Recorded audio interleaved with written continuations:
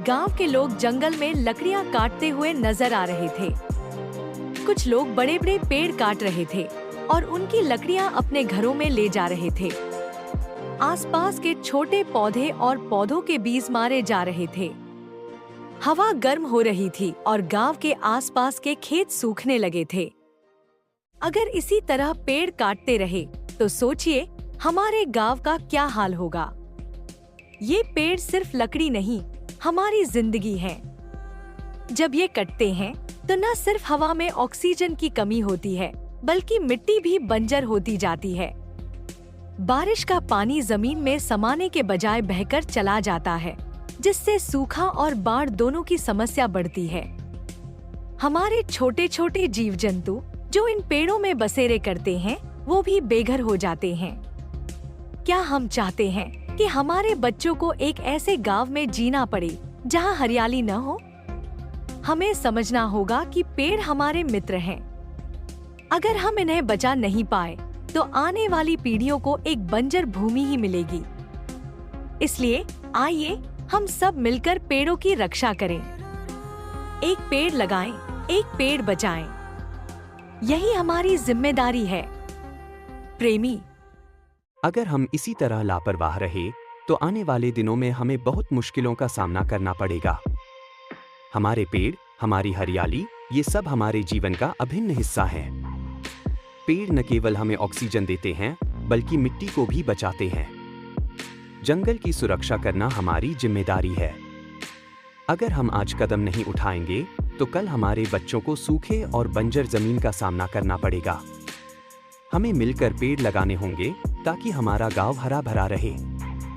यह हमारी विरासत है, इसे बचाना होगा। आज गांव में वृक्षारोपण का अभियान शुरू हुआ। जब मैंने देखा कि सभी लोग अपने अपने घरों से पौधे लेकर आए हैं, तो मेरे दिल में एक नई उम्मीद जाग उठी। बच्चे छोटे छोटे पौधे लेकर आए थे, उनकी आंखों में चमक थी। बड़े लोग गहरे गड्ढों में उन पौधों को रोपते जा रहे थे, जैसे वे भविष्य की नींव रख रहे हों। यह सिर्फ एक वृक्षारोपण नहीं था, बल्कि एक सामूहिक प्रयास था, जिसमें हर कोई शामिल था। हम सब मिलकर अपने गांव को हरा भरा बनाने के लिए जुटे थे। हर पौधा, हर गड्ढा एक नई जिंदगी का प्रतीक था। इस उत्साह ने हमें एकजुट कर दिया और मुझे यकीन है कि ये पौधे न केवल हमारे गांव को सुंदर बनाएंगे, बल्कि आने वाली पीढ़ियों के लिए भी एक उपहार होंगे।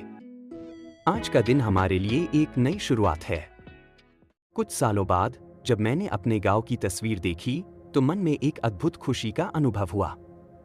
पेड़ अब विशाल हो चुके थे और हरियाली ने चारों ओर एक नई जिंदगी भर दी थी। बच्चों की हंसी सुनाई देती थी जब वे पेड़ों की छांव में खेलते थे। हवा में ताजगी थी, जैसे प्रकृति ने एक नया गीत गाया हो। पानी के स्रोत फिर से भर गए थे और खेतों में हरियाली छा गई थी। पक्षियों की चहचहाहट और जानवरों की आवाजें इस बात का सबूत थी कि पर्यावरण ने अपनी खोई हुई सुंदरता वापस पा ली है। यह सब देखकर मन में एक नई उम्मीद जागी कि हम सभी मिलकर अपने पर्यावरण को फिर से संजीवनी दे सकते हैं। गांव के लोग अब हर साल वृक्षारोपण अभियान में हिस्सा लेते हैं। यह एक ऐसा समय है जब हम सब मिलकर नए पौधे लगाते हैं और पुराने पेड़ों की देखभाल करते हैं। हर व्यक्ति इस अभियान को अपनी जिम्मेदारी मानता है।